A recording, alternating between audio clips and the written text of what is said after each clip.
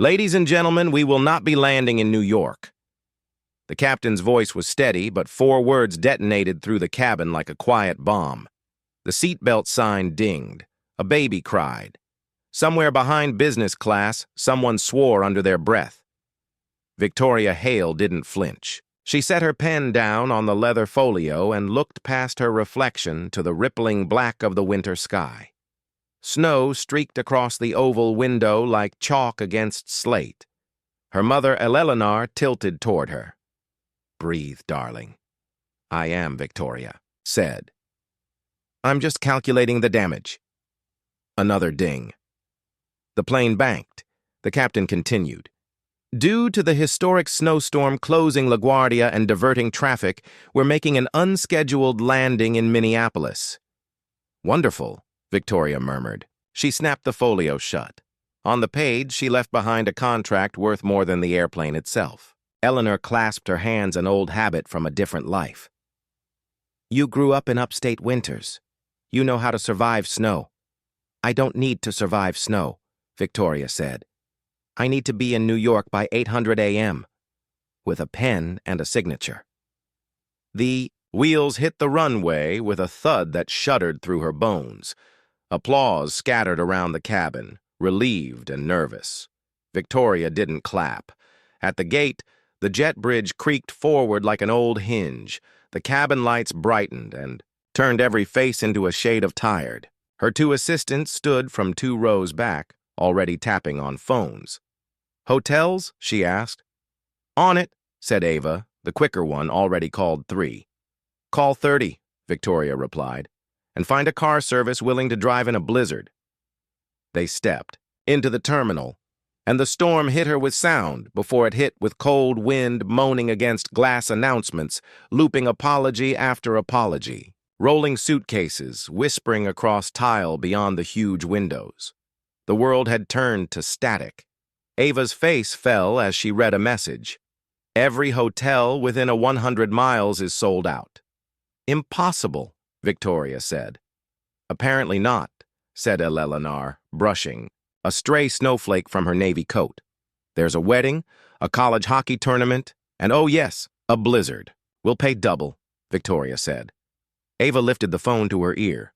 "We're already at triple." A man's voice cut through behind them. "Excuse me, you folks stranded too?" Victoria turned, ready to say no to anything that wasn't a solution.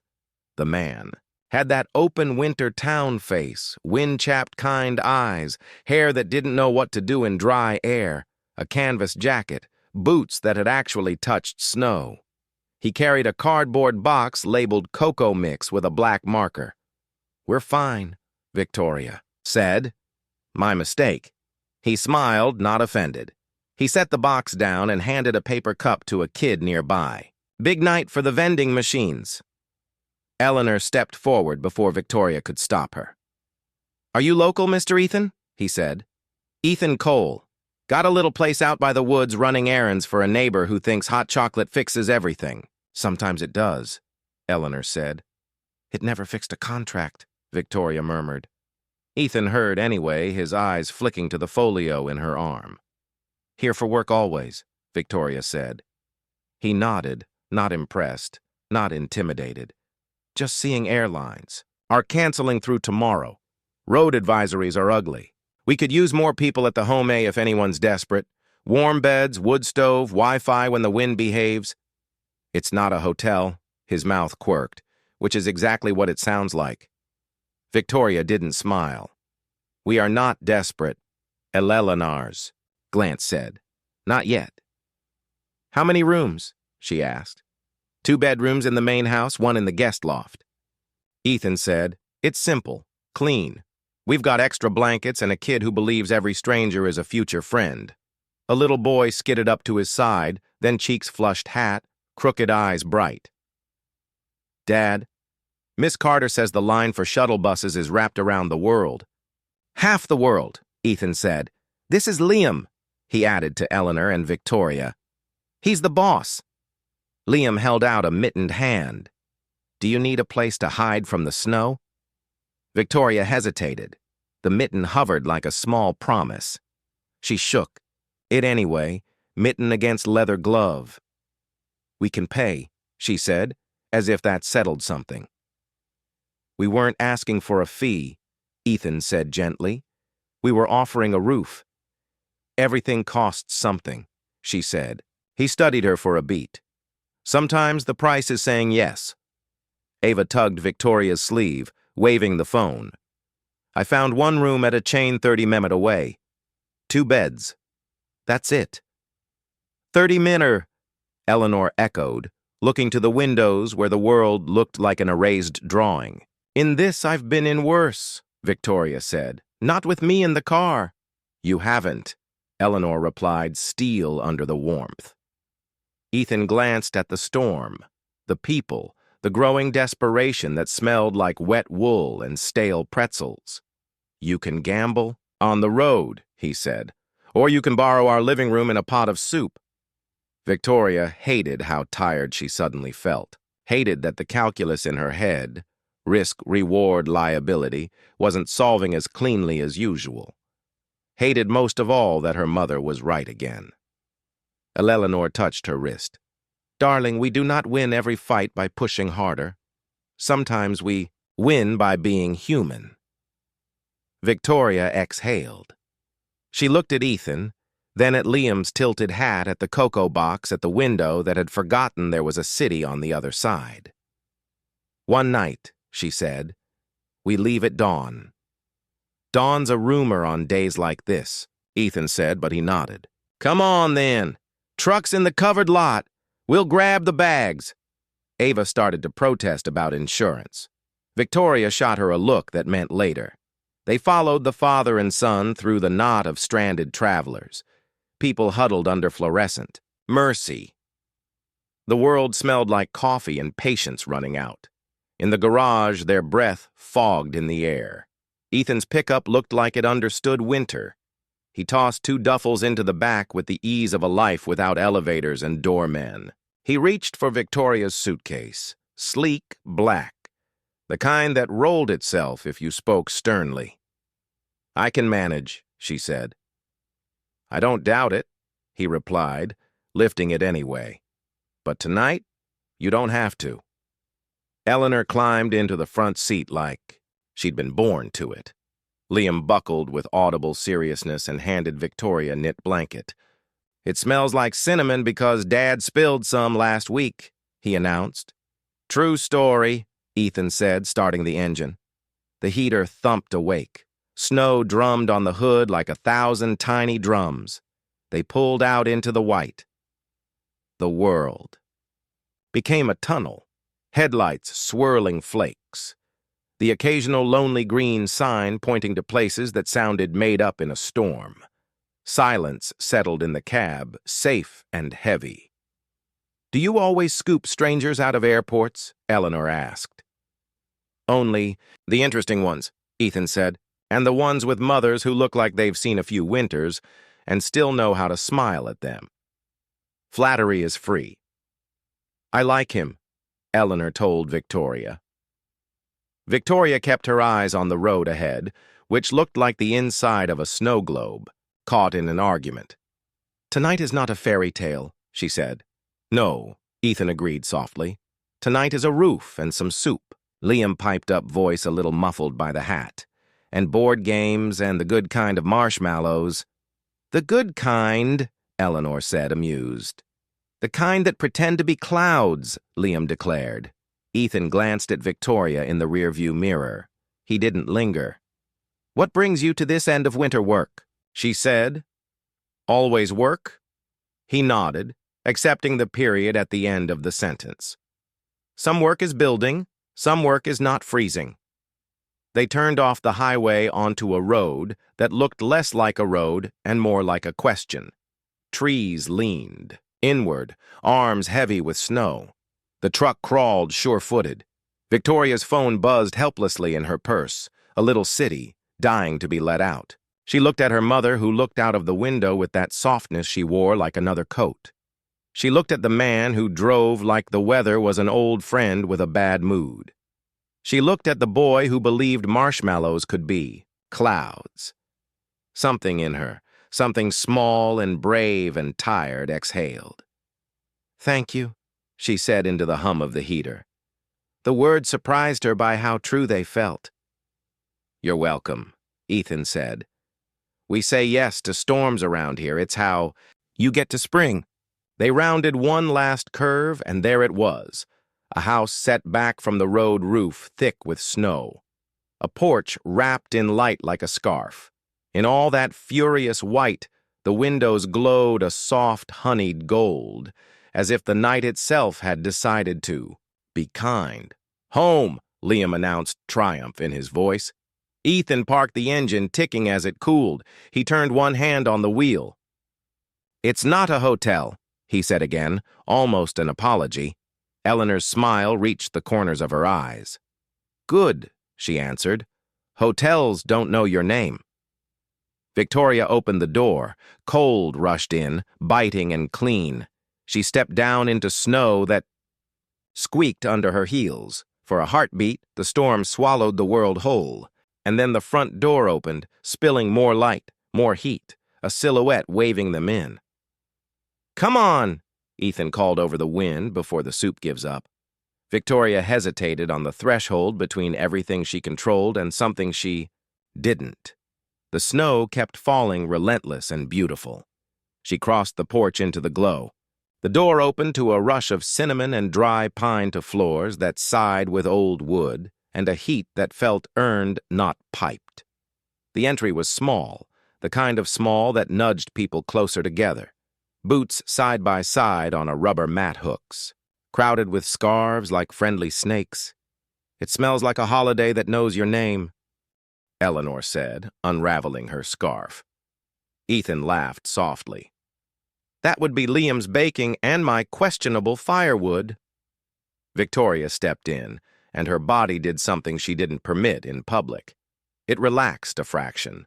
Then training returned like a reflex. She scanned. The living room was tidy, but handmade books stacked too deep on a sagging shelf. A plaid blanket folded on a couch that had known real Naps board games lining a crate under the window. No concierge bell, no glossy brochure. On the coffee table, a mason jar of pencils sat like a bouquet of ordinary. "It's cozy," she said, "the way a CEO says interesting when the pitch is not. We try." Ethan toed off his boots. "House rule. Leave the storm at the door. I've got slippers in a basket." "I'm fine," Victoria said. "Sure," he replied. And it wasn't a fight, just a place to set down the conversation. Liam tugged at a string of paper snowflakes taped along the banister. "We made those with Ms. Carter's class," he announced. "I did the one that looks like it lost an argument." "It looks brave," Eleanor said, and the boy glowed as if she'd named him with a mitten. Ethan showed them the rooms with a steward's clarity and a friend's informality. "2 bedrooms upstairs," he said.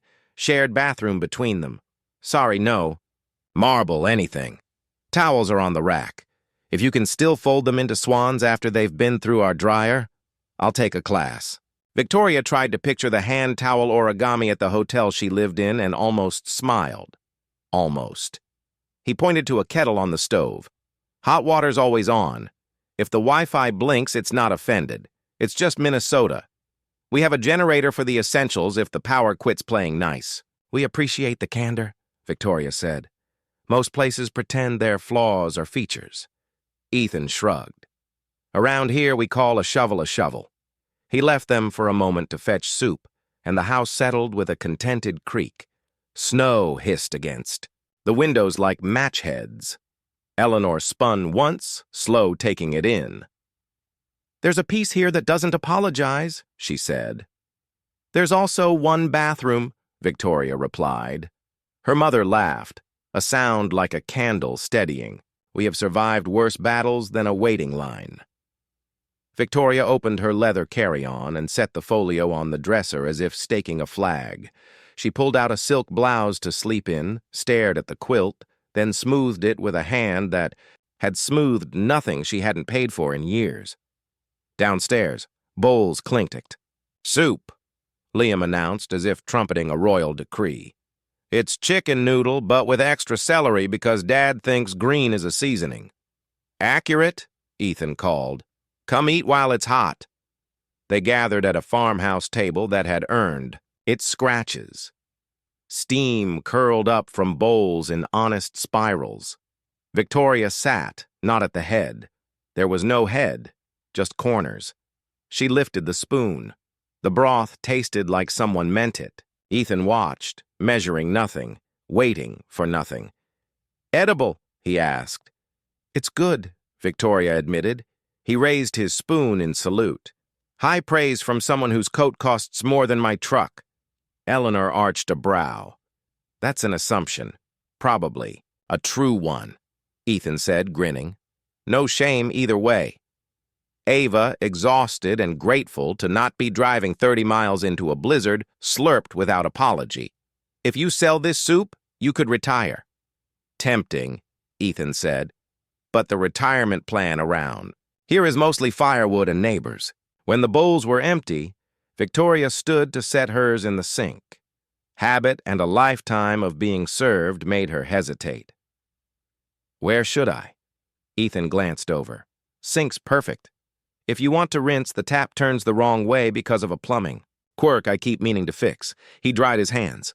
And hey, there's no staff to thank tonight. Just us, noted, she said, and rinsed the bowl, turning the tap wrong on purpose, just to see if it taught her anything. It taught her how small resistance can feel when water answers anyway. On the counter sat a note written in a child's careful hand. Remember mittens, remember kindness. They both keep you warm. A stick figure in a triangle hat held hands with a bigger stick figure next to a square house. The drawing was not art. It was truth. Ethan cleared his throat gently. If you want coffee in the morning, I grind the beans in the pantry. Mug hooks are above the stove. Ignore the one that says world's okayest dad. It's a lie. I am objectively excellent. Objectively, Victoria said. Parried by a 9-year-old, he answered. That's as objective as it gets. Eleanor laughed again, and even Victoria felt something uncoil. After dinner, the rituals of a small house took over like choreography. Liam fed the dog that materialized from nowhere with polite eyes and a tail that spoke fluent gratitude. Ethan brought in another armload of wood. Eleanor wiped the table, not because she had to, but because hands like to be useful. Victoria stood for a long second, an expensive statue in a warm museum, and realized the only thing left to do was either help or leave the room. She chose help. She carried spoons to the drawer and found they did not fit perfectly, that the drawer stuck at the last inch, that when she pushed again, it slid in, and the house made a soft, approving sound. Where can I find bottled water? She asked more, to find what she could still control than out of thirst. Ethan nodded towards the fridge. Tap's good. We filter. Cold shelf is middle left. The jug weighs more than it looks. She opened the fridge, lifted the jug, and almost said, This is someone else's life. Instead, she said, Thank you, and poured, and discovered that gratitude lands lighter when it's poured over a glass. Ava and the other assistant retired early, chasing the particular sleep that only airports and relief grant. Eleanor disappeared upstairs with a paperback from the shelf that promised love and improbable gardens. Victoria lingered. Ethan stoked the fire with the practiced patience of someone who learned to listen to wood. Sparks skated upward and dissolved. He closed the screen, turned, and leaned his shoulder against the mantel. You don't have to like it, he said, nodding at the room. But it helps if you don't try to make it something it's not. What do you think? I'm trying to make it? Victoria asked. A hotel, he said simply. Places like this are not for being waited on, they're for being with. She met his gaze and found no sermon there.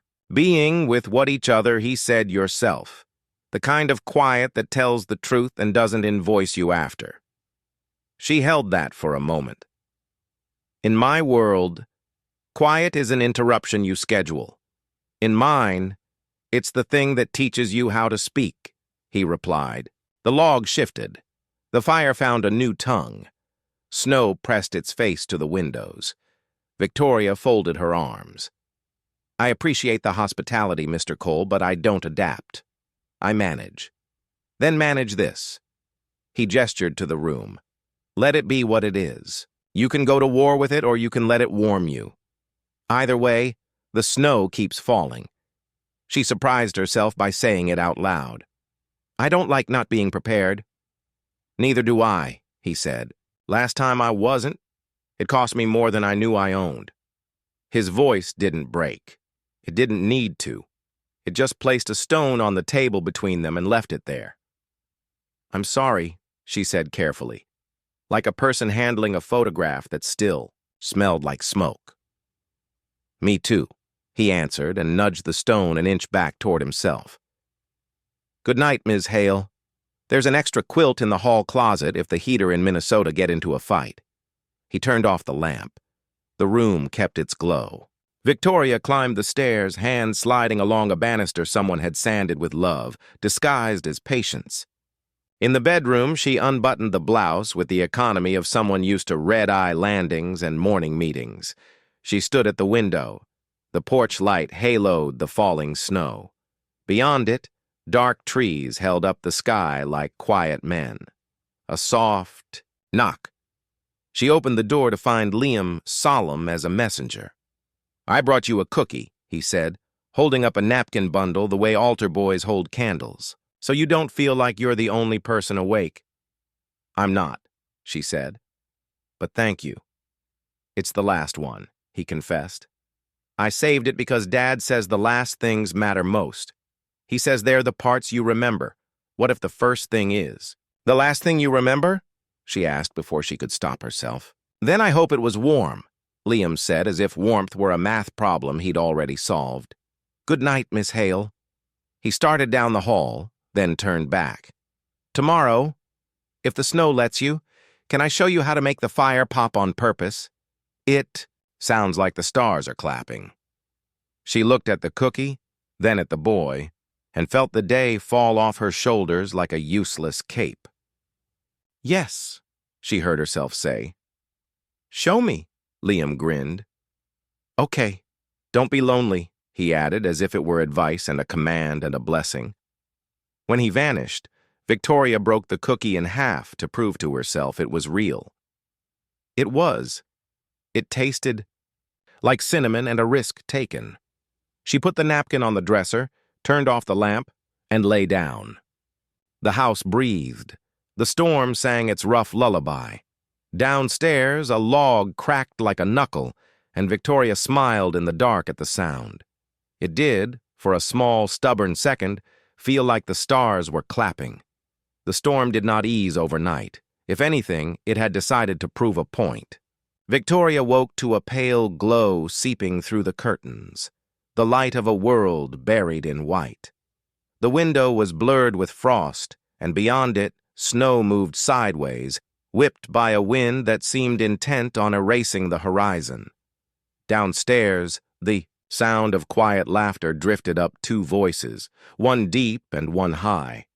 She pulled on her cashmere sweater and descended into a morning that smelled of coffee and toasted bread. Ethan stood at the stove, turning pancakes with the precision of a man who respected both heat and hunger. Liam sat at the table legs, swinging, grinning over a tower of syrup-drizzled batter.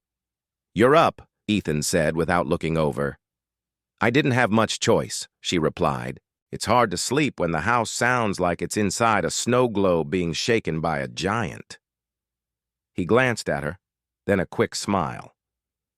That's winter, saying stay put. Victoria reached for the coffee pot but found two mugs already waiting. One was plain white. The other had World's Okayest Dad printed in fading blue. She took the plain one, poured coffee, and inhaled. Liam slid a plate toward her. We made extra. I can see that, she said, eyeing the stack. It's the snow, Liam explained seriously. Snow makes you hungry for things that taste like home. Victoria raised an eyebrow. And what if you don't know what home tastes like? Then you try things, Liam said simply. Until you find it. Something about his answer lingered longer than the steam from her coffee. They ate in a patchwork silence. Eleanor soon joined them, bringing with her the faint scent of lavender and the calm of someone who could weather storms inside and out. By mid-morning, the wind howled louder, and the local radio station Ethan kept on in the background confirmed what everyone suspected. Travel was suspended. No one was going anywhere until the blizzard relented. Ethan began pulling board games from the crate under the window. We might as well make the best of it, he said. I have work, Victoria said automatically, glancing at her laptop case. You also have no internet, Ethan pointed out. Satellite's down. This storm's got a temper. She hated being cornered like this, stripped of her tools, her schedule. I'll read, she said. Suit yourself, Ethan replied, though there was a hint of challenge in his voice. The others gathered around the coffee table, Eleanor, Ava, Liam, and began setting up a puzzle. Pieces spilled like a bright mosaic of possibilities. For a while, Victoria sat apart, leafing through the same paragraph of a report without taking in a single word. The quiet hum of conversation kept tugging at her until, almost without thinking, she stood and walked over. Missing an edge piece, Liam announced. Victoria looked down at the scattered colors. It's right there. She plucked the blue fragment from near his elbow and snapped it into place. Liam grinned at her. You're good at this. I'm good at recognizing patterns, she said. That's all a puzzle is, Ethan replied. Patterns you put together until the picture. Makes sense. The words landed somewhere she didn't expect. She knelt beside the table and began sorting the border pieces from the rest. Minutes passed in quiet focus. The storm outside rattled the window, but failed to penetrate the small fortress of warmth forming in the living room. Then darkness, a sudden pop from the hallway, and the house went still, except for the wind. Power's out, Ethan said calmly. It happens. In the absence of electricity, the world shrank to the flicker of the fireplace and the sigh of the storm. Ethan lit two lanterns, setting one on the table, the other on the mantel. The light made the room glow like an old photograph. Now it's a real snow day, Liam declared, settling back down with his puzzle piece. Victoria studied the lantern's flame. You're very composed for someone who just lost heat and light. Ethan's eyes were steady. The trick to storms is not pretending. They aren't here. It's deciding how you want to meet them. Spoken like a man with no quarterly targets, she said dryly. Spoken like a man who knows the difference between urgent and important, he countered. Eleanor chuckled softly. Careful, Ethan. She collects comebacks like some people collect wine. Victoria allowed the corner of her mouth to lift. They continued. The puzzle by lamplight, the small pieces snapping into place with a quiet satisfaction that felt disproportionate to the act itself. Outside, the snow roared. Inside, the air thickened with an unspoken truce. At one point, Liam yawned and leaned, his head against his father's arm. Ethan shifted, draping the plaid blanket over him without missing a beat. Victoria watched the easy movement, the instinctive care. In her world, affection was scheduled into calendars measured in public gestures at charity galas. Here, it seemed to happen like breathing. You look like you're thinking too hard, Ethan said to her, his voice low enough not to wake Liam. I'm not used to this, she admitted. This kind of quiet, this kind of, she searched for the word closeness. Ethan glanced at his son, then back at her. It's not complicated. You just don't run from it. They finished the puzzle just as the fire settled into glowing coals. In the hush, Victoria realized the picture they'd been building was a small cabin under a night sky heavy with stars. Looks like here, Liam murmured half asleep. Exactly, Ethan said.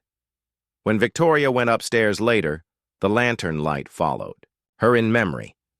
It had been an ordinary afternoon, and yet it felt like something in her had shifted just slightly in the quiet. She stood at her window before bed. The storm still raged, but the house held its warmth. Downstairs she could hear faint movement as Ethan banked the fire for the night. For the first time in years, she wasn't wishing for tomorrow to come faster. She was in it, and that she realized was its own kind of wealth. By morning, the storm had gentled from fury to persistence. The windows were still filmed with frost, but the world beyond had shape again. Pines like dark brush strokes, the road, a white ribbon stitched through the trees. Ethan was already at the table with a notepad and a pencil dulled from real use. Liam leaned over his shoulder, whispering suggestions that mostly involved candy canes. Eleanor stirred oatmeal on the stove, humming a tune that knew winter. Victoria entered with the cautious calm of someone negotiating with a day. Status? She asked out of habit more than need. Ethan looked up. Status is the plow came by the powers flirting with staying on, and the town community center opens at 11 wow. We're putting on a small gift drive. No pressure, no speeches, just showing up. Victoria poured coffee. You run events now, I run showing up, he said. It turns out to be most of what matters. Liam tugged his sleeve. Ask your dad. Ethan's smile was quick. Right. Would you and your mother like to come? We've got gloves to hand out books, some winter coats, and a box of toys that didn't know who they belonged to until today. Victoria hesitated, cup hovering. I don't insert myself into local programs. This one's designed for inserting, he said. No photo ops, no plaques, just people. Eleanor turned from the stove ladle like a baton. We're going, she announced, then gentler. If it fits your schedule, darling. Victoria heard the word schedule, and the part of her that marched a calendar straightened. She set the cup down. What? Exactly what I do? Stand where you're needed, Ethan replied. Sometimes that's a line. Sometimes it's a listening ear. Sometimes it's being the one who says, that color looks great on you. At the coat rack. Liam nodded solemn. And maybe you can help me pick out books that don't have too many dinosaurs. Those are for little kids. You're 9, Ethan teased. 9 is not little, Liam declared, and that settled that. The community center was a long rectangle of Hope gym floor polished to a soft shine. Basketball hoops lifted like sleeping giants, folding tables turned into islands of generosity. Volunteers moved with cheerful efficiency, the kind that's earned from years of saying yes when nobody asked. A line had already formed by the door. Snow-dusted hats, cheeks pink from the walk-in. Ethan sat down 2 boxes. Coats and mittens are on that wall. Books and toys over there. Hot chocolate at the end. Mandatory? Mandatory, Victoria said. It's how we measure smiles, he answered. The cups count themselves. He introduced them to Ms. Carter, a teacher with a scarf that looked like it had made friends with the rainbow. She shook Victoria's hand with the firm warmth of a person who spends her life handing courage to children. Thank you for coming, Ms. Carter said. We keep it simple. Safety first. Dignity always. If someone wants help, we help. If they say no, we honor it. Understood, Victoria said. The clarity relieved her. Liam made a beeline for the book table, immediately drawn into a debate with another boy about whether astronauts were cooler than paleontologists. Eleanor drifted toward the coat rack, her face the exact temperature of welcome. Victoria stood at the toy table, fingers grazing the boxes like she was reading Braille. She had bought toys before company donations, gala auctions numbers on a spreadsheet that added up to a headline. This was not that. This was eye level and please and thank you, and the wisdom of letting small hands choose. A little girl approached. Hatisku, eyes bright under the brim. She hovered, then reached for a plush fox with a tail that promised mischief. Victoria crouched so they met world to world. Good choice, she said softly. He looks like he keeps secrets. The girl grinned. and clutched the fox to her chest. Her mother mouthed thank you from a step back. Victoria shook her head as if to say my thanks and meant it. Time loosened its tie. The line moved. A teenager tried on a navy coat like armor and stood taller. A father tested the fingers of new, gloves like he was remembering a piano. Victoria found herself saying things she didn't know she knew. That color lights up your eyes. These sleeves can be cuffed. See, no rush. Halfway through the morning, Miss Carter touched Victoria's elbow. Would you mind coming with me a second? We have someone who might like a hello. They crossed to a quieter corner where a girl, maybe 10, stood with her grandmother turning a book over in her hands. On the cover, a fox rode a bicycle through stars. This is Ava, Ms. Carter said. She reads faster than I think. Ava looked up. There was an alert softness in her gaze, like a window open, just enough to let in the right kind of breeze. Miss Carter lifted her hands and spoke without sound. Ava watched her fingers, then laughed, clear, bell-bright, but silent. She signed. Back Quick's movements, painting meaning in the air. Miss Carter translated for Victoria, not because Ava couldn't read lips. She could expertly, but because translation is its own kindness. Ava says she likes your coat. It looks like the city at night. Victoria felt her throat constrict around an unexpected tenderness. She lifted her hands hesitantly. I only know. She fumbled for the sign she'd seen once years ago at a gala booth she might not have visited if she hadn't been late to her own speech. She touched her chin and flicked forward. Thank you. The form was imperfect. The meaning wasn't. Ava's smile widened, the kind that starts in the eyes and teaches the mouth what to do. She signed back deliberate so Victoria could follow. You're welcome. Then, do you like foxes? I do. Now, Victoria said, and Ms. Carter's laugh was a low, delighted ribbon. Ava held up the book. This one is about a fox who thinks the stars are talking to her. Grown-ups don't believe her, but she listens anyway. Victoria blinked. I would like to read that, Ava signed. Then it's for you. She pressed the book into Victoria's hands, as if returning something she'd borrowed from the future. I can't. Take? Miss Carter shook her head gently. She wants you to have it, Ava added with a shy tilt. Books like to be shared. Victoria pressed the book to her chest, surprised to find it fit under her palm like a second heartbeat. Then I promised to share it again. Ethan appeared beside her as if drawn by gravity rather than choice. He saw the book, saw her expression, and didn't comment. He just stood there the way a person stands when they've learned that being close is sometimes better than being clever. Hot chocolate break? He said after a moment. Science shows it improves circulation and decisions. Real science? She asked. Co-science, he said. Peer-reviewed by marshmallows. They took their cups to the bleachers, steam curling up like something that wanted to be forgiven. For a while, they watched the quiet miracle of people finding what they needed without anyone having to say they didn't have it before. Ethan spoke first. You're good with people when there's nothing in it for you. She stared into the cup. I've forgotten how to do nothing in it for me. Then today is a refresher course. She looked out at the gym floor at Eleanor, tying a scarf for a boy with the patience of someone knitting a future at Liam, handing a comic, to his new astronaut friend at Ava, pretending to read while actually watching the world with a poet's concentration. I've written checks, she said quietly. I've funded libraries, shelters, clinics. I've stood on stages and said the right words. But this, she searched for the name. This feels like something I didn't know I missed. Ethan nodded. It's hard to miss something you've never had. Harder not to once you get a taste. She turned the cup in her hands.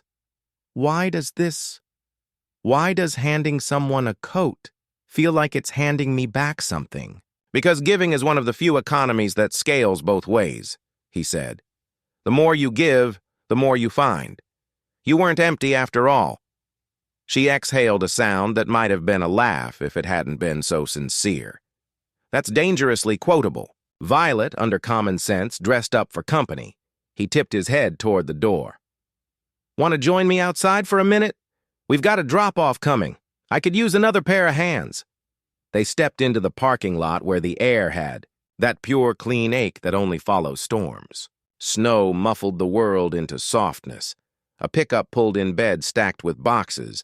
Two teenagers hopped out cheeks, bright boots squeaking. Drive safe, Ethan called. Safe-ish? One of them grinned. They lifted boxes together, mittens, books. A stack of wool hats that looked like small suns. Victoria found a rhythm she recognized from a different life-lift carry place. Only the currency had changed. When the last box slid onto the table, Victoria stood for a second breath, pluming, fingers tingling from cold and use. A sound carried across the lot, laughter from inside, the particular kind that happens when someone tries on a coat and it feels like more than fabric. Ethan watched her watching. You okay? She looked at him, and the answer surprised both of them for the first time in a long time. I think yes. Inside, Miss Carter waved them back. The line had thinned to gratitude, lingering. Ava caught Victoria's eye and signed a small, precise sentence. You should come back. Then, with a mischievous addendum, the fox has a sequel. Victoria laughed, the sound unarmored. She signed, still clumsy now. Braver. I will try. On their way out, Liam pressed a tally sheet into Ethan's hand. Hot chocolate cups counted themselves.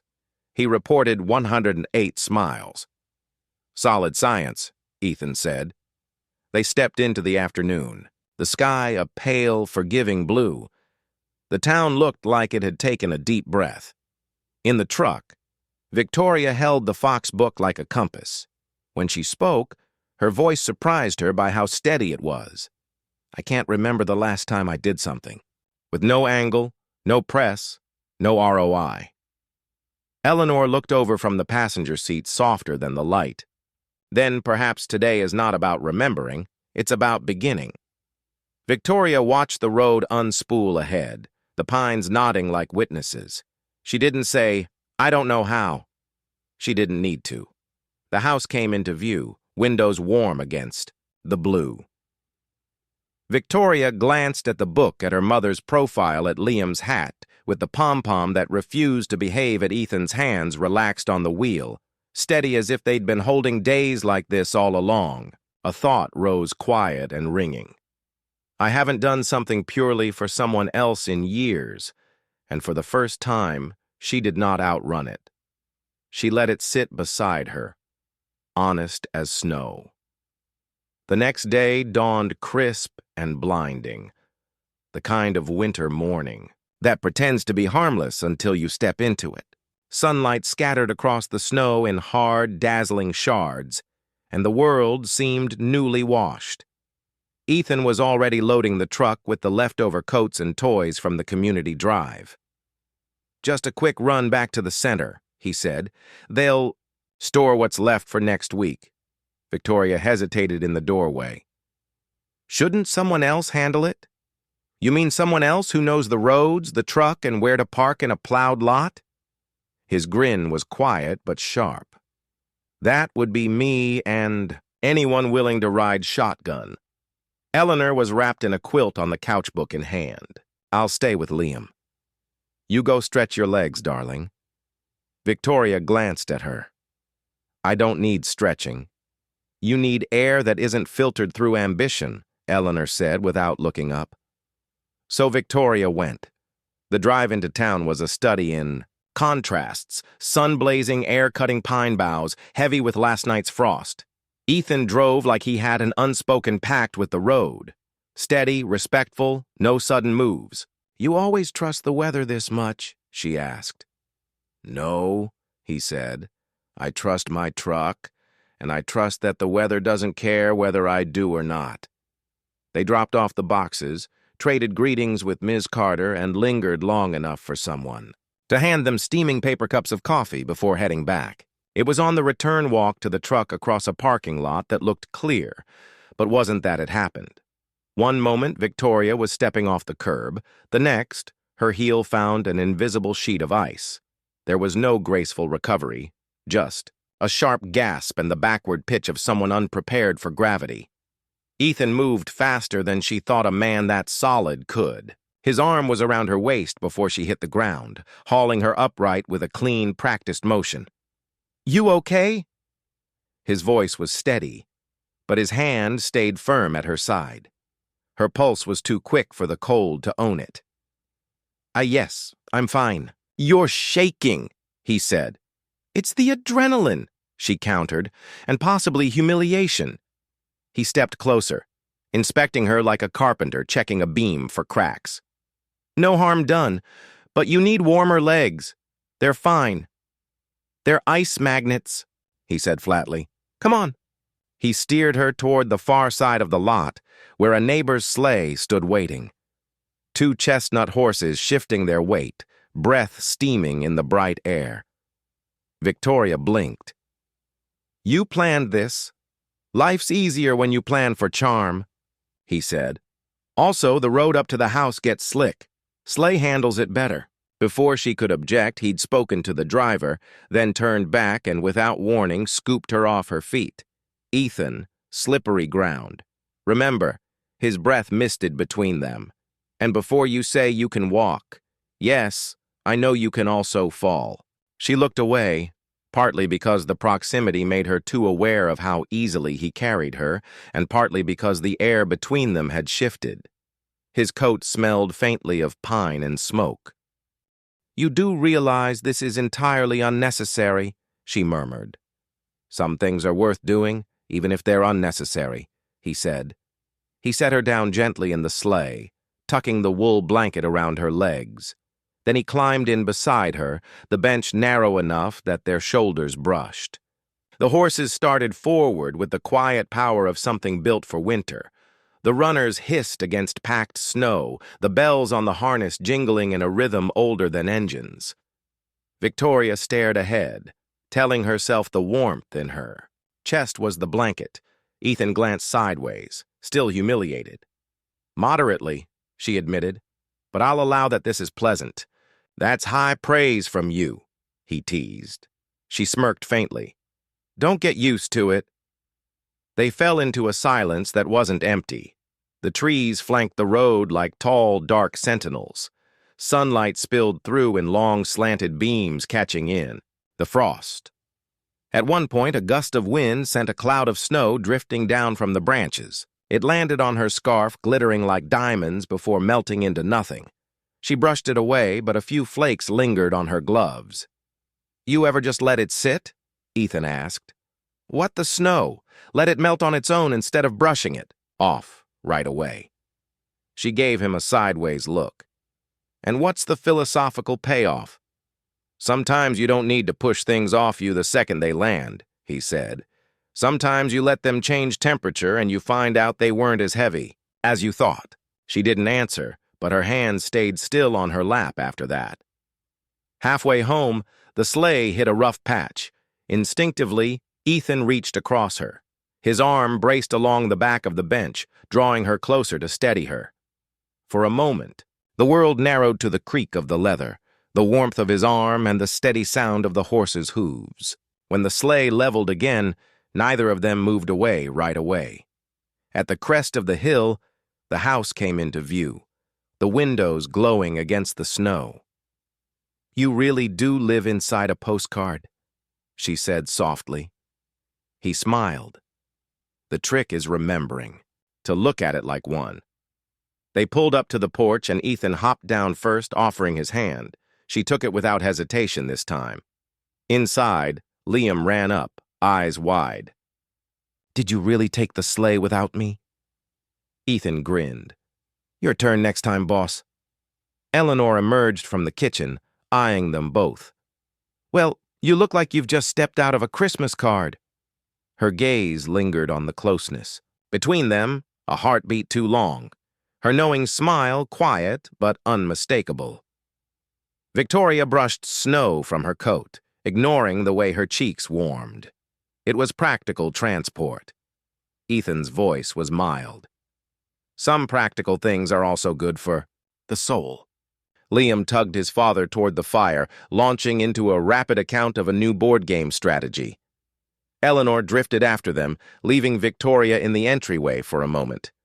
She looked toward the sleigh through the frosted glass of the door, the tracks already softening under fresh snow, and she thought, just for a breath, that maybe some moments were meant to melt slowly. The house exhaled into night, the way a tired singer releases a last note.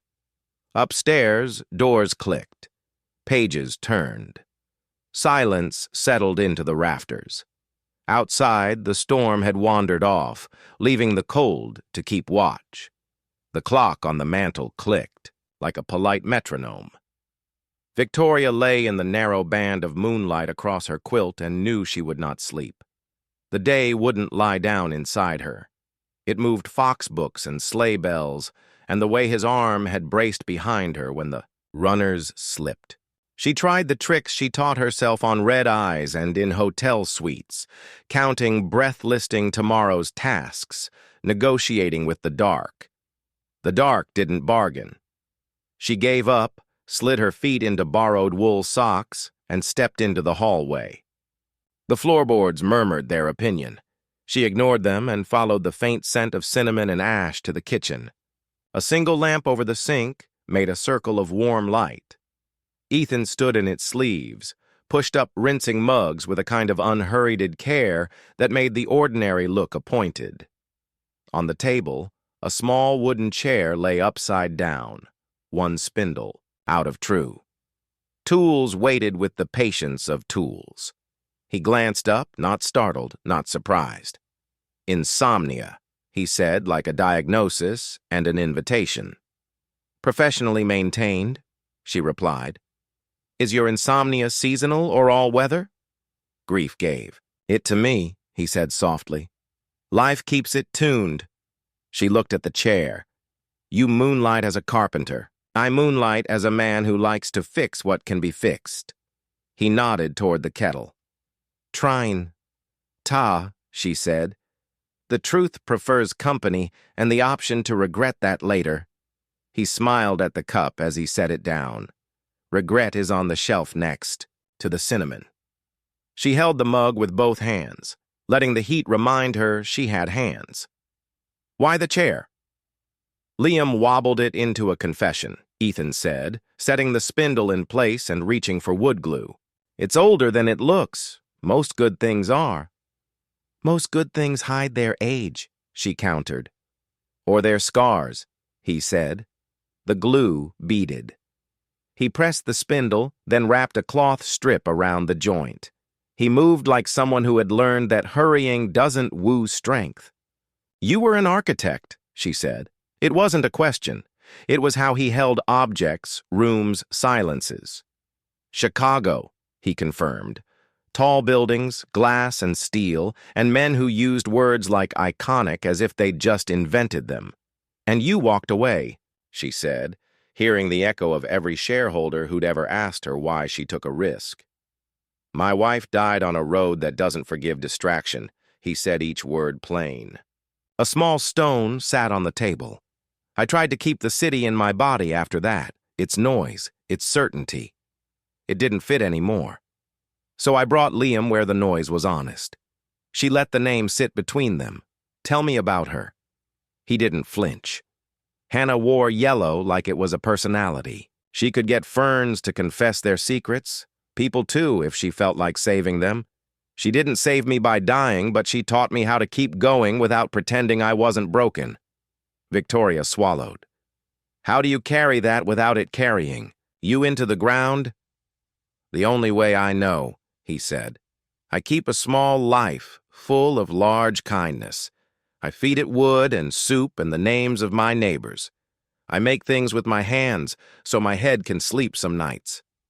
And does it? Sometimes the stars clap, he said, and the corner of his mouth tilted, remembering. Those nights I sleep. She looked down into her tea and saw her own face wobbling there, softer than in mirrors she paid to be kind. I don't know what to do with quiet. she confessed. It feels like a meeting I didn't schedule and can't leave. What happens if you don't try to leave? He asked. I make a list, she said, half a smile. And then I'm lonelier than when I started. He tied off the cloth strip and rotated the chair upright, testing its balance.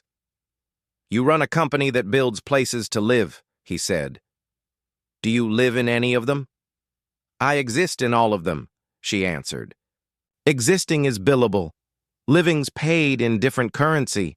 Return on investment, she teased. Reflex and deflection, return on attention, he said. Most of us are bankrupt there. Silence placed a hand on both their shoulders. In it, the kitchen sharpened the ping of cooling metal, the low hum of the fridge, the little leaning stack of recipe cards that looked like a family remembering itself. She traced the top card with a finger. Ginger snaps Hannah's way. The script was round, certain. She kept her voice level. I've never had a true Christmas. He glanced over, not pitying, not surprised. Define true, not a gala, not a flight I sleep. Through to wake up at the next meeting with a red bow on a ribbon cutting. Just a room where people are not networking. A night where the point is not the photo. A tree whose lights are not sponsored by my board. He leaned a hip against the counter. Who taught you that the point of lights was to prove anything? Childhood, he said simply, and the word felt heavy and oddly precise. A house with parties and staff, and no room that stayed warm when the guests left.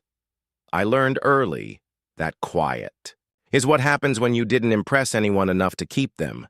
He didn't fill the air with consolation. He gave it permission. So you impressed yourself, he said. I outworked the weather, she said, and I built a forecast no one could argue with. How's that working? She looked up, met his eyes, held them. It's efficient. Efficient isn't the same as sufficient, he said, not unkindly. She set the cup down the tiniest click. Do you ever think, she asked, that if you stop moving, the grief will catch you? Yes, he said. That's why I stopped on purpose. It doesn't hunt as hard when you turn and face it. And when it catches you, she whispered, you cry, he said. Or you laugh at something too small to hold the weight and it becomes a bridge anyway. Or you fix a chair at midnight. You tell your kid the truth at the speed he can carry. You make soup. You learn to call the quiet by its right name. What name is that? Home, he said.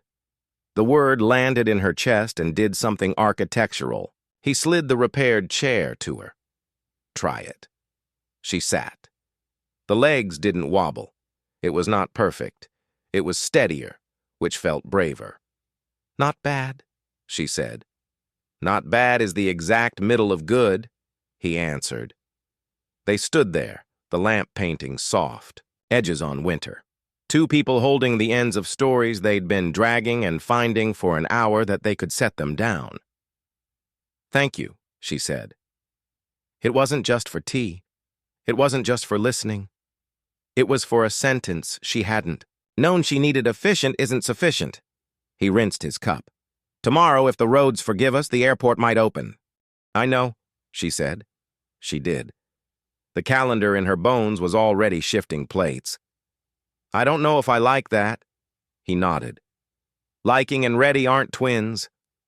She set the empty mug in the sink and turned the tap the wrong way.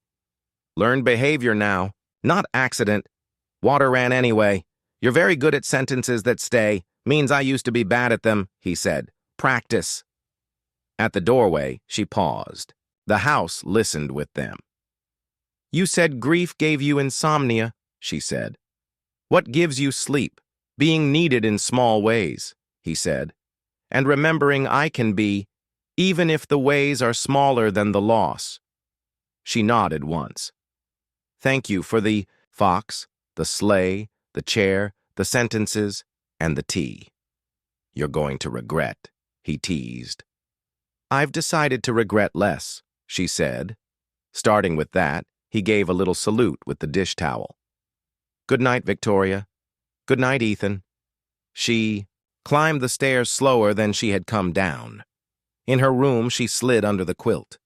The quiet was still there, but it was altered a companion with its hands in its pockets, willing to walk at her pace. From the living room, a log settled a small pop like a hand clap in the dark. Victoria smiled, unforced and unguarded, the kind that begins privately and doesn't need witnesses to be true.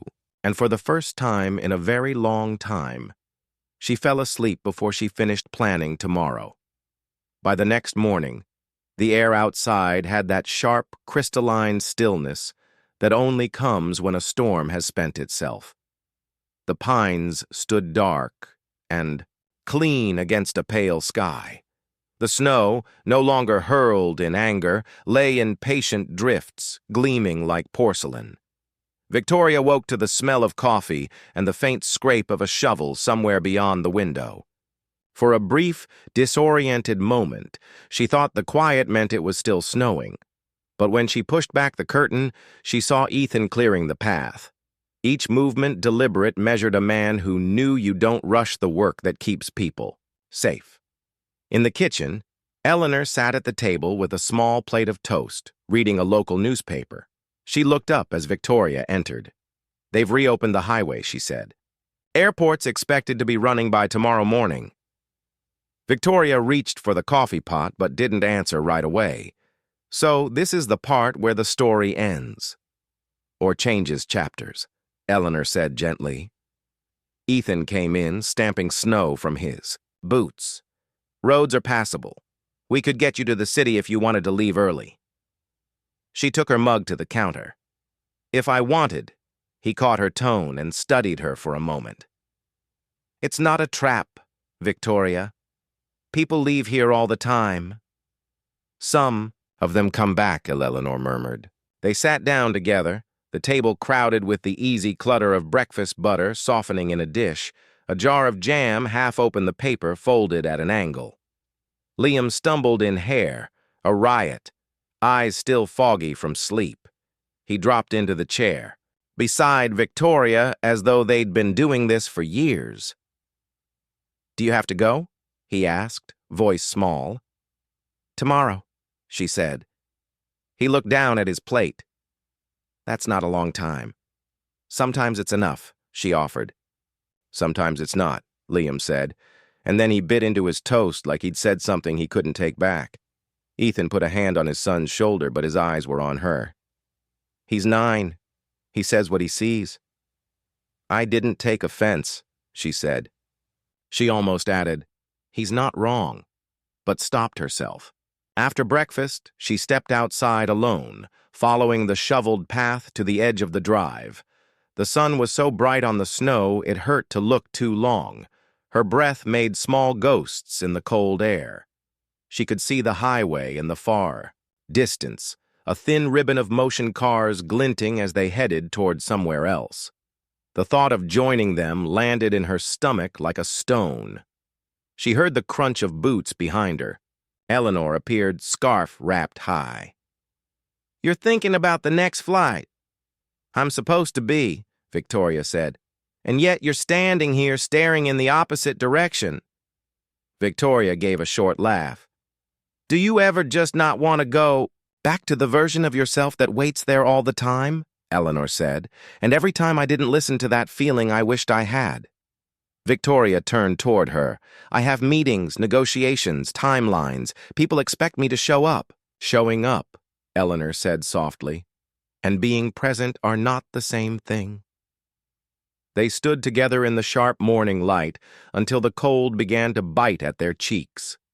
The rest of the day passed in a kind of suspended awareness. Ethan fixed a hinge on the porch door. Liam built an elaborate fort in the living room, Eleanor read, and occasionally looked over her book with that watchful patience Victoria remembered from her childhood. Victoria tried to work, she really did. She opened her laptop, scanned the flood of emails, and closed it again when the words started to feel like another language. Instead, she found herself helping Liam improve his fort's roof insulation with extra blankets. He showed her the fox book again, flipping to a page where the fox sat on a hill, ears tilted to the sky. "She's listening," Liam explained, She doesn't know for what yet. Victoria ran a finger along the illustration. Maybe she's just practicing. Practicing what he asked, hearing things she didn't make herself, Victoria said before she could stop the words. When Liam went back to his construction, she stood there a long moment, looking out at the pale blue afternoon and thinking about the difference between making noise and making space. That evening, after dinner, the four of them gathered in the living room. The fire was low and steady, casting long shadows up the walls. Liam had fallen asleep on the couch, one hand still clutching a corner of the blanket. Ethan leaned back in his chair, gaze on the boy. "You know," he said quietly, "he doesn't warm up to just anyone." Victoria looked at Liam the way his face in. Sleep still had the openness of a child who trusts the roof over his head. "Maybe he recognizes something," she said. "What's that?" She hesitated. "That I'm not as different from him as I look." Ethan's eyes met hers, steady and unblinking. "Maybe you're not as different from yourself as you think." For a moment, the only sound was the slow crackle of wood in the grate. Then Eleanor rose, smoothing her skirt. "I'm turning in. Big day tomorrow." After she'd gone, Ethan spoke again, his voice even lower. "You could stay a little longer. It wouldn't be the worst thing to let the world spin without you for once." Victoria's fingers tightened around the mug in her hands. "I don't know if I'd recognize myself if I did that." "Maybe that's the point," he said. She didn't answer, but when she climbed the stairs that night, she paused halfway up, glancing back at him in the firelight. He didn't move, didn't try to read her expression, just nodded once as if to say he'd be here either way. Later in her room, she stood by the window and looked out at the sky. The storm was gone. The clouds pulled back like curtains, revealing a scatter of stars sharp enough to cut. Somewhere below them, the highway kept moving, drawing people back to their appointed lives. She knew she could join them tomorrow. She also knew that tonight, for reasons she couldn't quite name, she didn't want to. The stars above her were silent, but she found herself listening anyway. Morning arrived, wearing airport light, thin, decisive, unsentimental. Frost feathered the window panes. The driveway was a ribbon of tamped snow. Somewhere far off, a plow groaned and passed the sound like a door closing. Victoria packed with the economy of someone who had left more rooms than she'd entered. Silk, folded pen-capped folio at the top. The Fox book she hesitated over, then slid into the side pocket like a secret that had agreed to be kept. Downstairs, the house smelled like toast, and because Ethan was who he was, cinnamon. Liam was already in his winter hat pom-pom, leaning left as if refusing to say goodbye properly. He bounced on his toes until he remembered he was 9 and then tried to stand still. "You don't have to rush," Ethan said, setting 2 travel mugs on the counter. "Flights aren't exactly punctual when the sky is busy forgiving itself. Schedules are less about planes than people," Victoria said. "Mine is a chorus that doesn't lower its voice when I walk away." Eleanor took her daughter's hand, thumb moving once across the knuckles. "Well, go when we go," she said. "It was not defiance. It was permission." "Wait," Liam blurted and dashed into the living room. He returned, clutching a small die-cast car the color of thunderclouds. "I was going to save this for later," he said, then tripped on later and fell into now, but later is dumb sometimes. He set the car on the table with care. It was a vintage. Model tiny chrome bumper, white wall tires painted with patient hands. Someone had loved it enough to keep it shining. Someone had loved it so much they could let it go. "For me?" Victoria asked, genuinely startled. "For me to remember you by?" Liam corrected, cheeks flushing with the courage of honesty. Then quickly, "And also for you to remember hereby when you look at it, you can think, beep, beep, slow down." She laughed, the sound bright and uneven. "Beep, beep, slow down," she repeated, trying the sentence on her mouth. It fit better than it should have. "Then I need to give you something." She put her bag down and knelt. so they were eye to eye. From the side pocket, she pulled a box not much larger than the car. The wrapping was simple brown paper airport newsstand paper she'd bought without thinking yesterday and kept without planning. She peeled it back to reveal a model kit, the kind you had to assemble with patience. A wooden roadster, with real axles and a tiny steering wheel.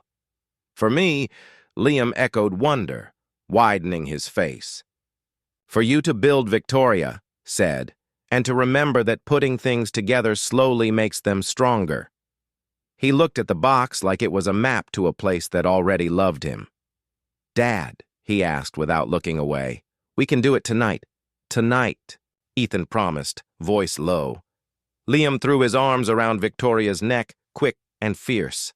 Thank you, she hugged back, surprised by how easily her body remembered a gesture it had hired others to perform at galas. You're welcome, boss, she whispered, borrowing Ethan's word and meaning it. When Liam let go, Ethan stepped forward, hands in his jacket pockets as if to keep them from reaching. I'll warm up the truck, he said. Then to Victoria, quieter. Road's good. We'll make it in time. In time for what she asked. He held her gaze. Whatever you decide it means. They loaded the bags with the small reverence that comes from lifting more than weight. Eleanor kissed Liam's hair and told him he had very important fort duties this afternoon. He saluted. Victoria slid the Fox book deeper into her bag and felt childish for the need to hide it, then let the feeling go. On the porch, the cold bit clean. The sky was a metal bowl turned upside down. Breath rose in small, visible prayers. Ethan handed her a travel mug. Cinnamon coffee, he said. For courage or warmth? They're related. Is there a difference? She asked. Courage is warmth you decide on, he said. They climbed in. Liam and Eleanor stood on the porch steps like parentheses holding the sentence of leave taking together. As the truck rumbled to life, Liam lifted his mitten and pressed it to the glass. Victoria pressed her gloved palm to the inside in reply. It was ridiculous, and it was holy.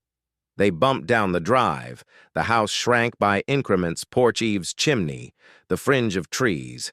Victoria turned in her seat, a motion she didn't authorize, and kept her eyes on the two figures until they were small as punctuation and then not there at all. I could turn around, Ethan said, not looking at her. You could, she agreed. Silence took the front seat. It wasn't an accusation. It wasn't even a suggestion. It was the kind of quiet that waits for a person to hear their own answer.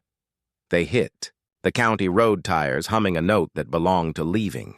Fields lay blank and immaculate, like pages daring someone to write truth on them. Victoria stared at the horizon until it stopped pretending to be a straight line. Thank you, she said finally, for not selling me comfort as a product. I don't sell it, he said. We just keep extra. She turned the model car over in her hand, the thundercloud color, the tiny chrome glint. He said, beep, beep, slow down, she murmured. Kids are born with slogans that save us, Ethan said. Adults edit them until they don't work. How do I not edit this? She asked. By reading it out loud when you're alone. By doing one small thing every day that knows your name. She let the words sit heavy as kindness. The highway signs began to count down miles the way clocks count down excuses. They rode in the comfortable nearness of people who had decided not to ruin something by explaining it.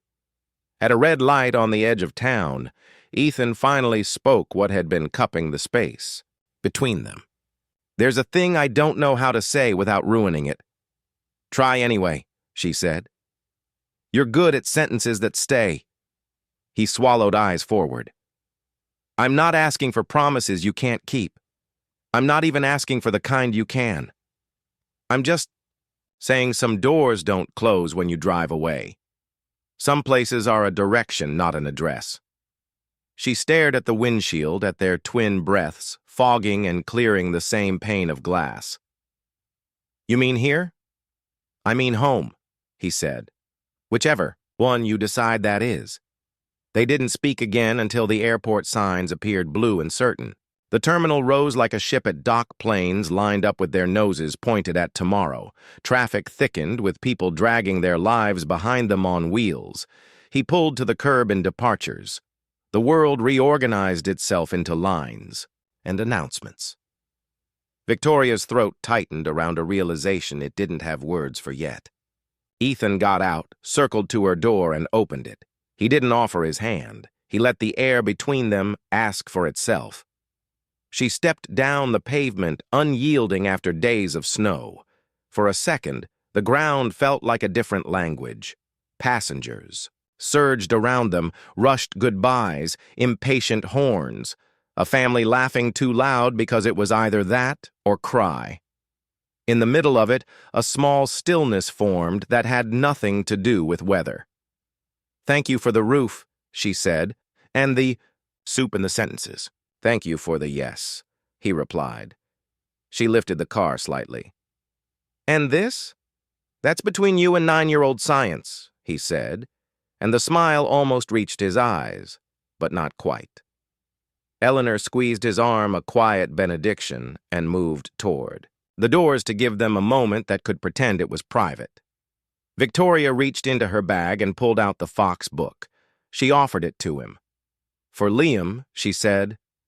"Tell him the sequel is worth the wait." Ethan took it, thumb, brushing the cover. "You'll tell him yourself."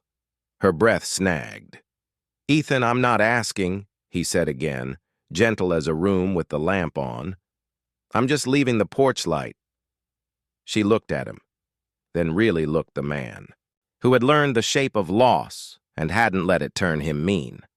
The man who knew the difference between fixing a chair and pretending a chair was never broken. The man who had shown her that quiet wasn't punishment when you filled it with presence. "Dawn's a rumor on days like this," she said, stealing his line to test if it could hold her. "But I think I finally saw it." "Good," he said. "Rumors like that tend to be true." The airport doors whooshed open a wind that smelled like coffee and urgency. An announcement called a boarding group that wasn't hers yet.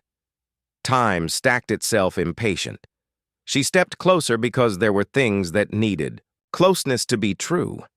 "I don't know what I'll choose," she admitted. "But I know this. I don't want to go back to the person who doesn't know what homes smell like." "Cinnamon and dry pine," he said softly.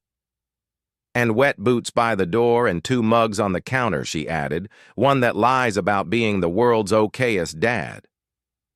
That made the smile reach his eyes. It also did something to hers. "Go," he said at last, voice roughening like wood under a handplane. "Or you'll miss the chance to miss this." She nodded because anything else would be a promise. He stepped back.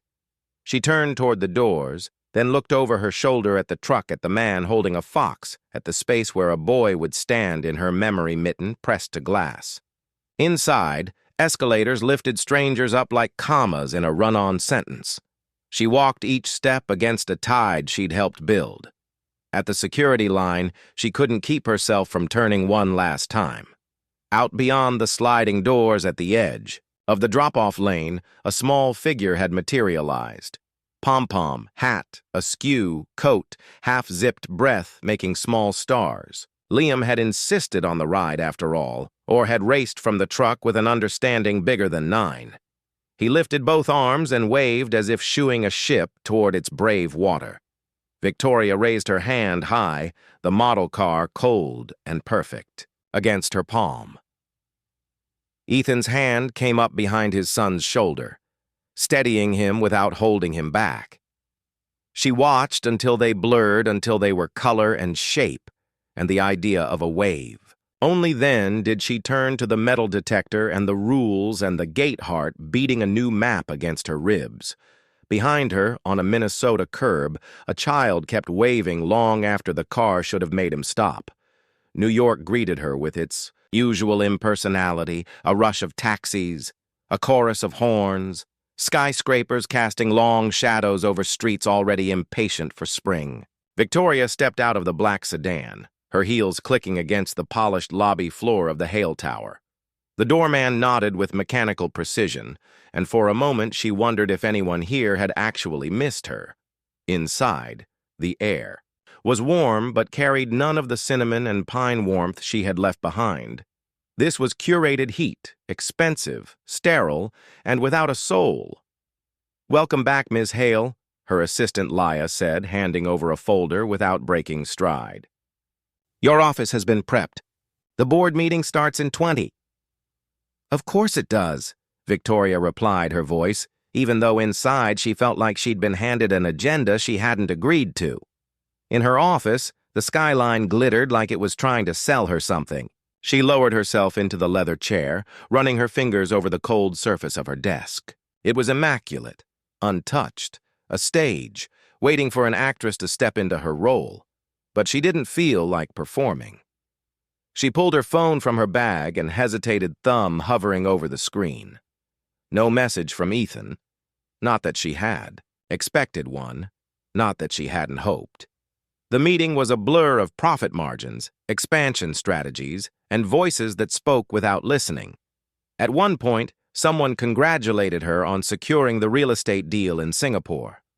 She nodded, automatically wondering if anyone in the room had ever stopped in the middle of a snowstorm just to listen to silence. By afternoon, her calendar was packed again. Lunch with a senator, back-to-back calls with investors, and evening gala.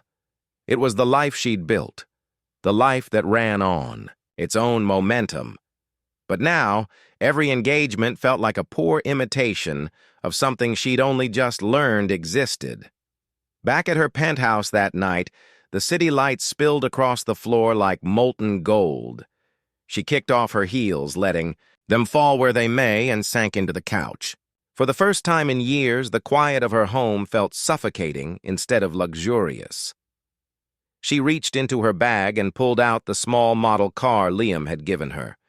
Thundercloud gray chrome bumper white wall tires. She turned it in her hands, feeling the weight of it. It didn't belong here, not on a marble coffee table beside imported glassware. It belonged in a house where mittens hung by the door, and the kitchen always smelled like something worth waiting for. She set the car down on the table, but her eyes stayed on it as though it might speak. And maybe it did in its own way.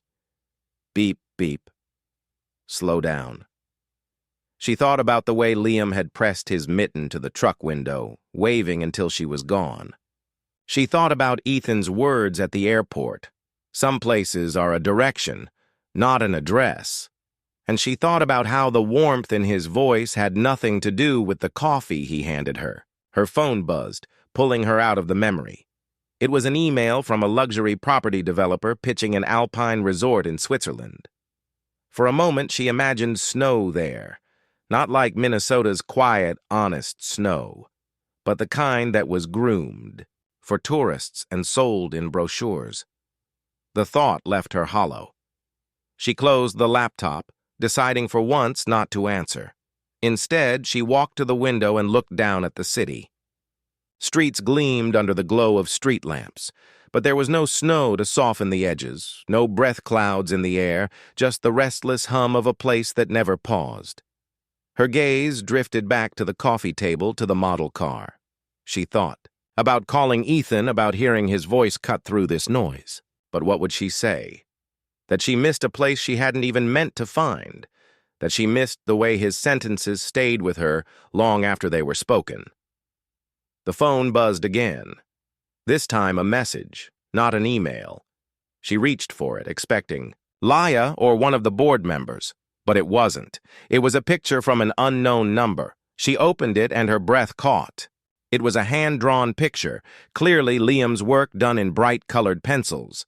It showed a small house with the smoke curling from the chimney, a tall man with messy hair holding a mug, and a woman standing at the door. The woman was smiling.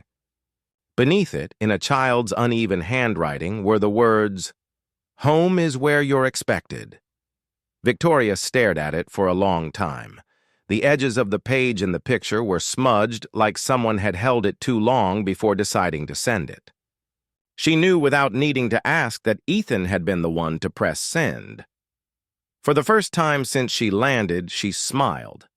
Not the sharp practiced smile she wore at galas, but something quieter, something real.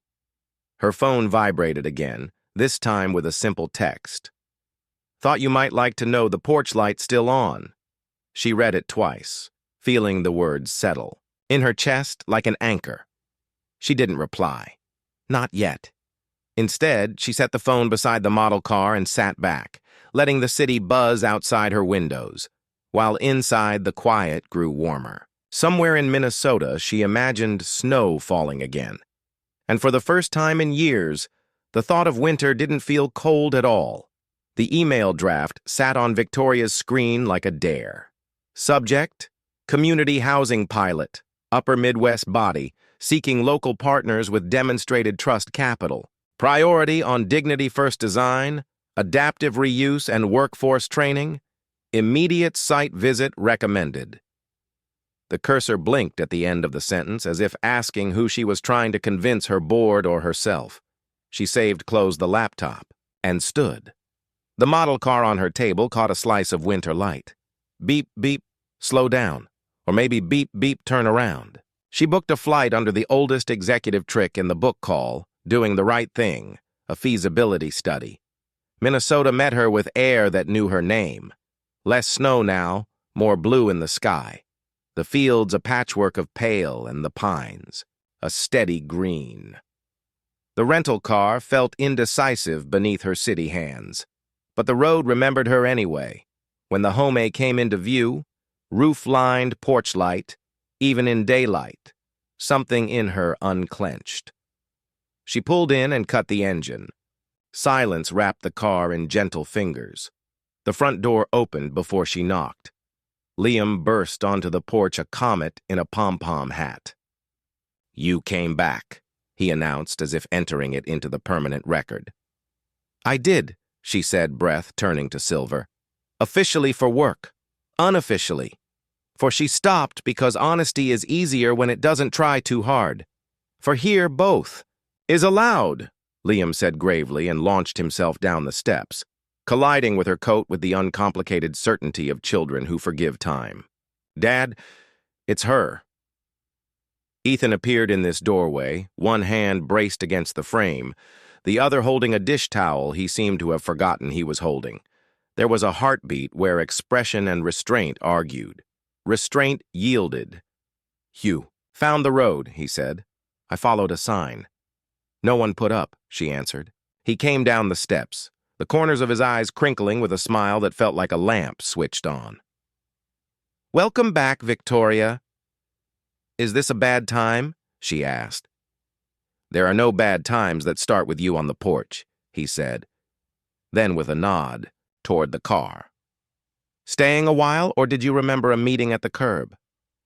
"Staying," she said. "If you'll have me." His gaze softened, and the dish towel finally remembered its job. "We will." Inside, the house had rearranged itself by a fraction, as homes do imperceptibly when lived in. The repaired chair stood steady at the table, honest and useful. Eleanor emerged from the kitchen with flour on her hands, not surprised in the least. "I had a feeling," she said, as if she'd been watching for this exact angle of light. "Pie was my hedge," Apple Victoria asked, absurdly moved.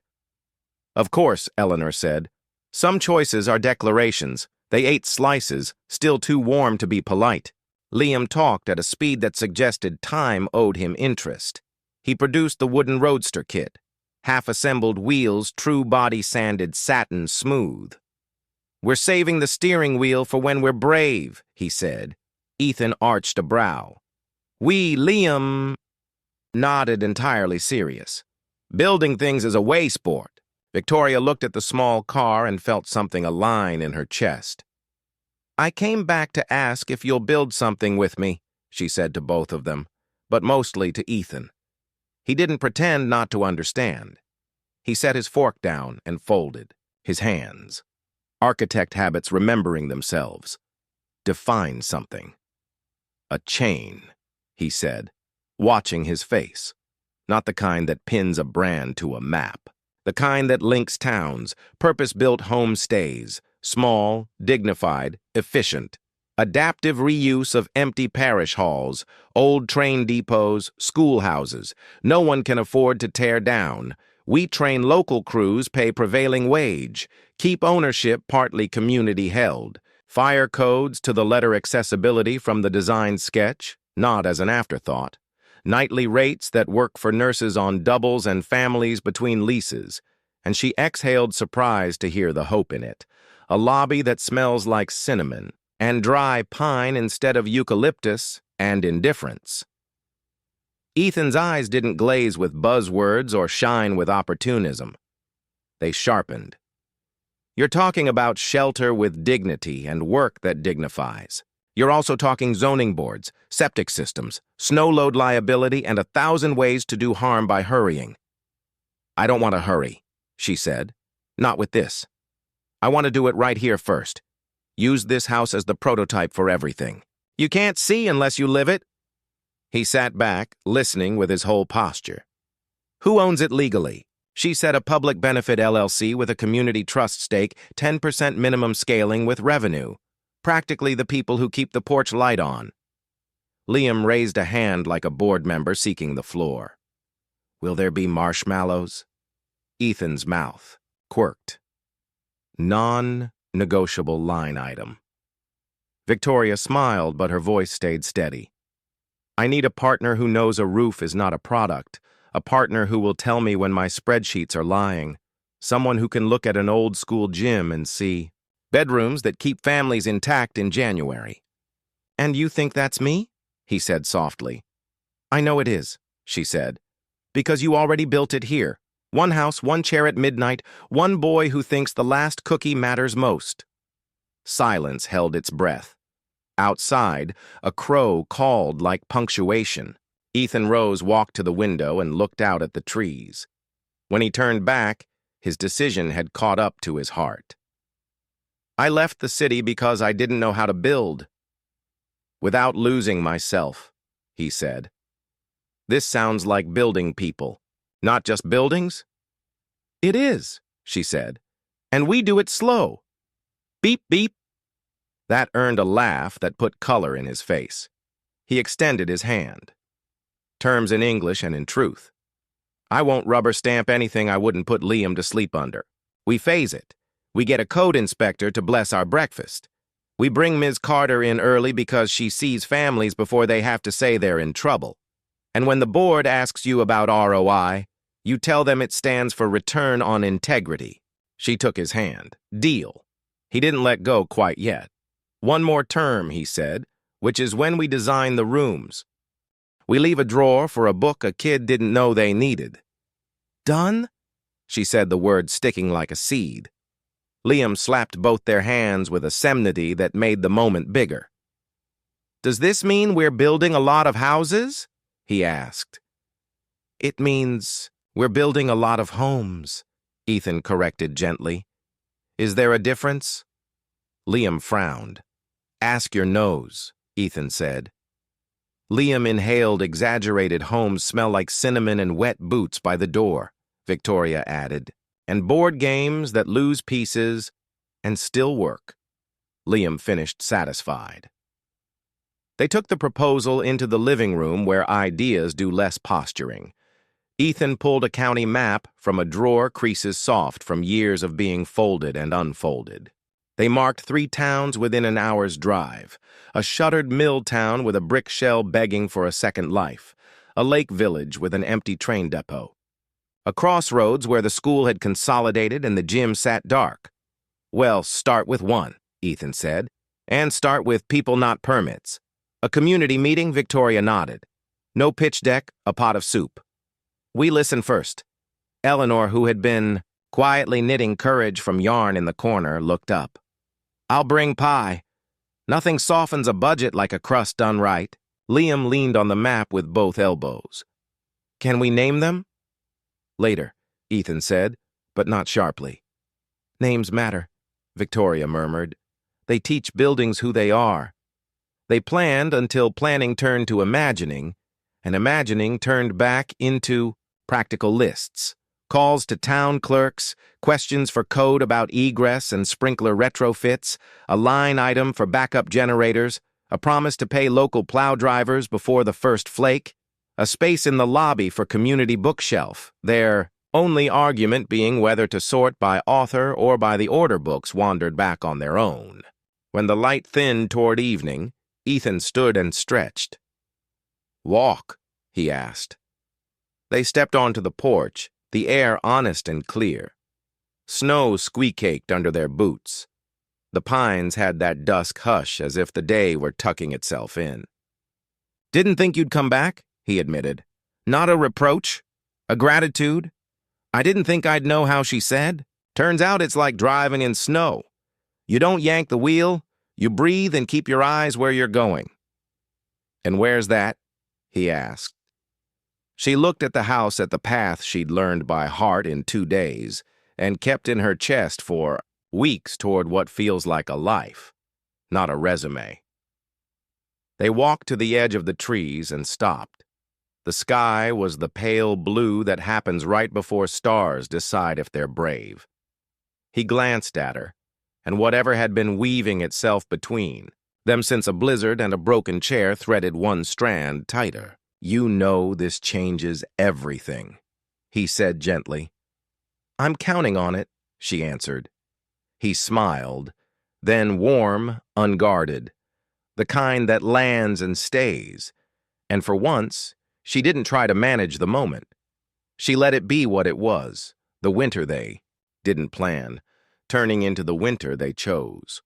Snow was falling again, the soft kind that seemed to pause in the air before landing as if savoring the moment. The new home, their first completed project, stood with its porch light glowing like a promise against the December dusk.